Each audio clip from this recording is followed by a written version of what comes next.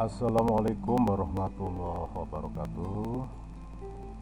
Bapak Ibu sekalian, masih dalam seri belajar Eldiru. Pada kesempatan ini saya akan membahas mengenai cara membuat jurnal perkuliahan dari Eldiru. Saya yakin banyak Bapak Ibu yang sudah paham cara membuatnya. Namun demikian, barangkali masih ada teman-teman yang belum paham cara membuatnya. Oleh karena itu, izinkan saya untuk menyampaikan materi mengenai cara membuat jurnal perkuliahan dari Eldiru. Data ini nanti bisa dijadikan data pendukung BKD di Sister, yaitu terkait pelaksanaan perkuliahan kita melalui Eldiru. Bapak Ibu sekalian, langkah yang pertama adalah kita mengisi dan menyeting kelas kita secara lengkap sesuai dengan jumlah kita mengajar di kelas.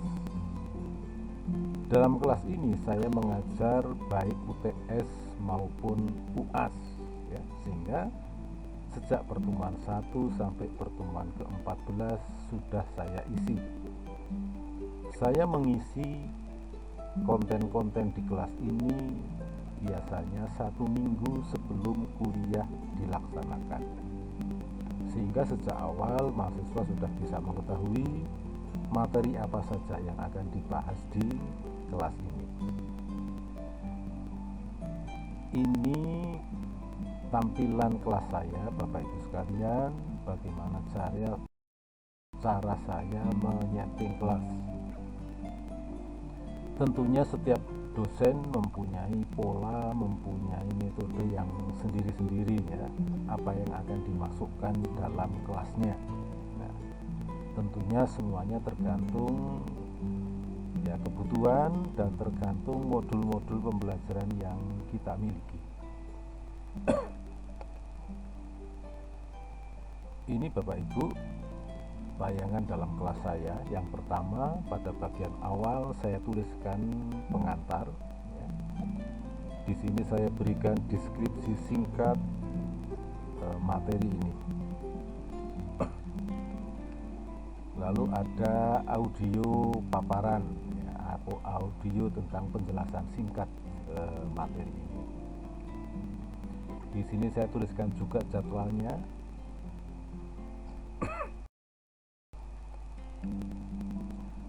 Lalu di bawahnya saya berikan RPS-nya.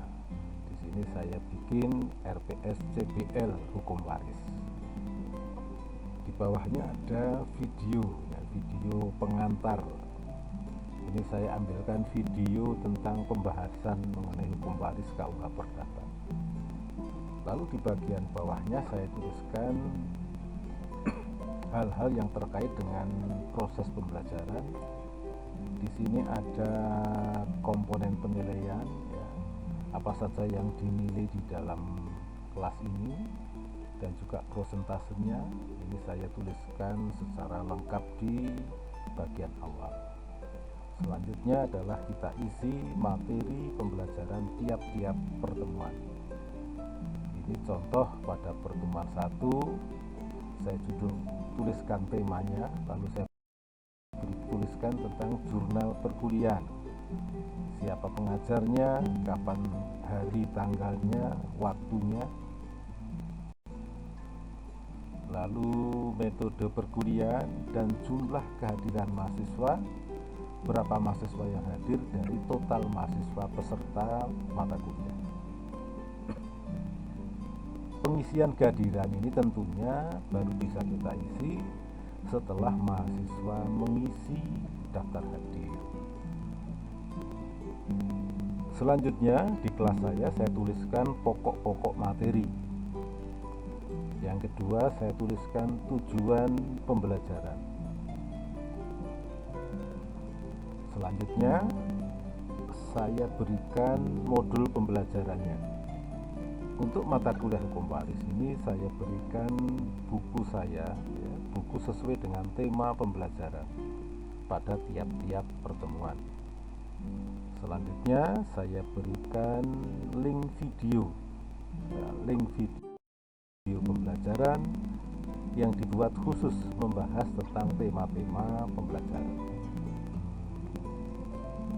Video-video saya masukkan dalam channel YouTube, sehingga yang dimasukkan di dalam kelas ini hanya linknya. Ketika mahasiswa mengklik link tersebut, maka akan muncul videonya.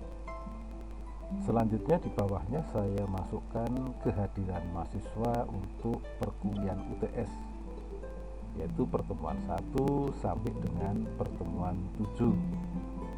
Di bawahnya saya masukkan link Jimit untuk pertemuan 1 sampai dengan pertemuan 7. Ini materi perkuliahan untuk pertemuan yang pertama.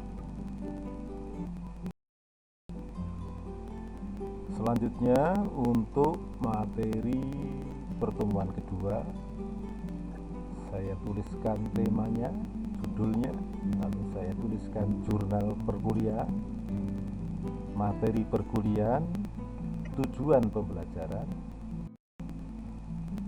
dan juga materi pembelajaran. Di sini ada buku dan ada video. Dalam pertemuan ketiga juga sama, ada jurnal, ada materi perkuliahan, ada tujuan pembelajaran, dan juga ada buku atau bahan-bahan pembelajaran kita, bisa juga menggunakan PPT.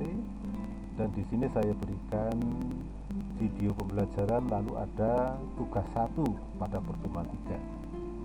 Pada pertemuan 4 ini juga sama, ya, ada jurnal, ada materi, ada tujuan pembelajaran, bahan pembelajaran berupa buku, berupa video, ya, link video, dan tugas 2.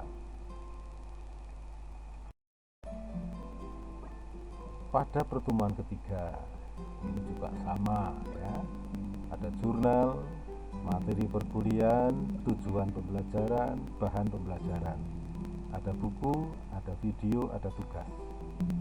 Manfaat tugas adalah sebagai kontrol pemahaman mahasiswa terhadap proses pembelajaran.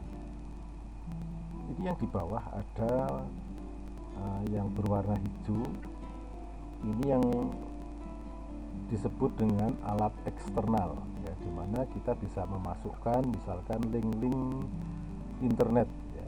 Kita bisa memasukkan link internet tentang materi-materi yang terkait dengan materi pembelajaran dari sumber-sumber yang ada di internet, bisa kita masukkan di sini, ya. Saya sudah membuat video pembelajaran tentang hal ini, bagaimana memanfaatkan alat eksternal di LDRU.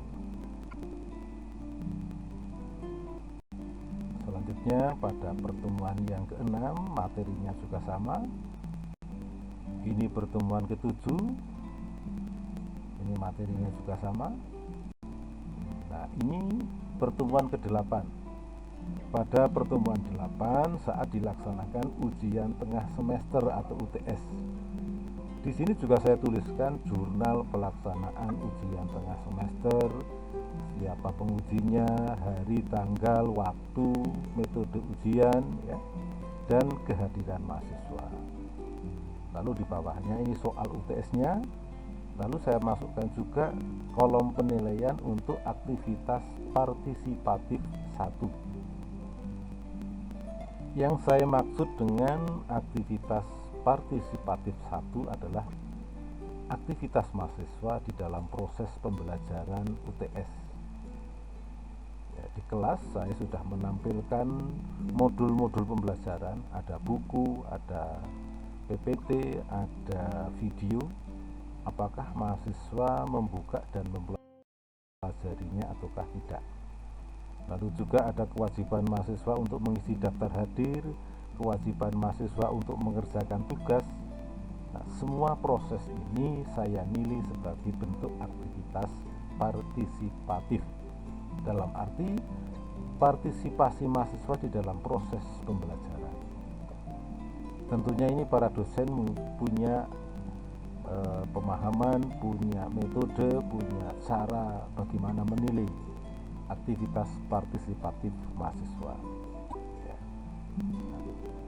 Untuk saya pribadi, yang saya maksudkan dengan aktivitas partisipatif adalah partisipasi mahasiswa di dalam proses pembelajaran dengan membaca, mempelajari, dan mengikuti semua tugas-tugas yang diberikan di kelas. Setelah UTS, ini pertemuan yang ke-9. Prinsipnya settingan materinya sama. Ya, ada jurnal, ada materi, ada bahan-bahan pembelajaran. Lalu di sini saya masukkan kehadiran pertemuan 9 sampai pertemuan ke-15. Ini pertemuan 10. Ini pertemuan yang ke-11. Selanjutnya ini materi pertemuan yang ke-12, dan ini materi pertemuan yang ke-13. Pada pertemuan ke-14 dan ke-15, disinilah yang saya terapkan metode pembelajaran CPL, di mana mahasiswa yang pertama nanti mahasiswa harus menyusun laporan analisis kasus. Ya, sejak awal mahasiswa sudah saya buat grup kelas. Ya, dalam kelas itu sudah ada grup A, B, C, D, E, ya, sesuai dengan jumlah mahasiswa. Lalu nanti kelompok-kelompok grup ini, ya, grup-grup ini saya berikan tugas. Nah, di dalam pembelajaran saya berikan tugas masing-masing mahasiswa untuk melakukan analisis terhadap kasus. Kasus yang saya pakai di sini adalah putusan-putusan pengadilan terkait dengan sengketa mengenai pewarisan. Namun demikian, pengertian kasus di sini tidak mesti kasus-kasus berupa putusan pengadilan. Bisa juga kasus-kasus rekayasa yang kita buat dan sebagainya. Selanjutnya dalam pertemuan 15 ini saya berikan jurnal. Lalu yang penting dalam pertemuan 15, mahasiswa harus mempresentasikan. Nah, nanti ada komponen nilai presentasi. Sedangkan pada pertemuan ke-16 di sini pelaksanaan ujian akhir semester. Di sini pertama saya tuliskan jurnal pelaksanaan ujian akhir semester. Di bawahnya ada soal UAS-nya. Lalu yang di bawahnya lagi aktivitas partisipatif 2. Nah, yang saya maksudkan dengan aktivitas partisipatif 2 adalah aktivitas mahasiswa di dalam proses pembelajaran pada pertemuan atau perkuliahan akhir semester ini setelah UTS. Apakah mahasiswa mengikuti semua proses ataukah tidak?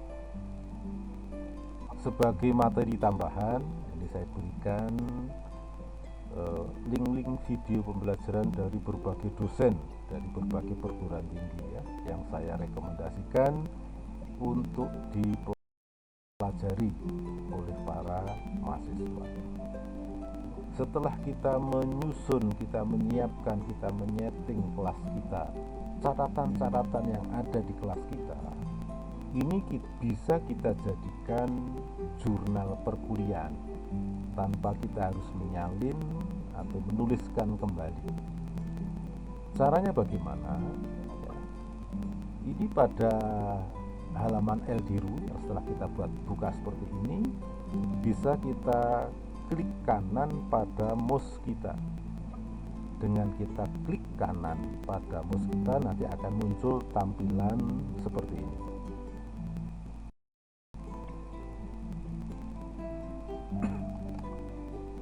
Inilah Bapak Ibu, ketika di laman LDRU ini kita klik kanan pada mouse kita akan muncul tampilan seperti ini. Kita pilih print ya, kita klik print, nanti akan muncul tayangan selanjutnya seperti ini.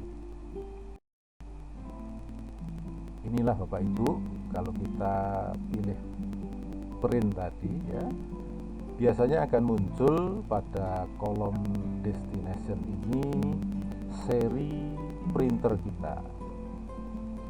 Nah, pada kolom ini dari bagian segitiga ya, pada bagian segitiga ini bisa kita klik, nanti akan muncul beberapa pilihan. Ini Bapak Ibu ya, di dalam kalau kita klik segitiga pada kolom destination ini, di sini ada pilihan seri printer, ada save as PDF, dan ada see more. Ini kita pilih, kita klik save as PDF. Seperti ini Bapak Ibu, kita sudah kita klik save as PDF. Nah, kalau sudah seperti ini, kita bisa cek ini tayangan di sebelah kiri ya, sebelah kiri ini. Inilah nanti yang akan menjadi jurnal perkuliahan kita. Setelah sampai pada tahap ini, bisa langsung kita simpan atau kita akan melakukan setting lebih lanjut ya, misalkan kita klik ini more setting, misalkan kita klik more setting, kita pilih kertasnya ukuran berapa ya, ukuran A4, ukuran legal atau ukuran yang lain ya. Silahkan, ini bisa kita atur sesuai kebutuhan. Setelah selesai semua, lalu kita simpan, kita save.